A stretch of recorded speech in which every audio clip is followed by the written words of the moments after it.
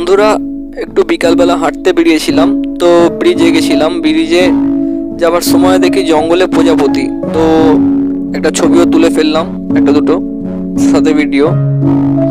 আর এটাকে নিয়েই একটা সিনারি বানিয়েছি, যেটা আমার ওয়াল পেন্টিংয়ের বুকে কাজে দেবে।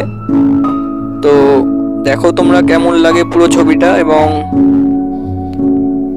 লাইক কমেন্ট করতে ভুলো না, আর সবাই পাশে থেকো।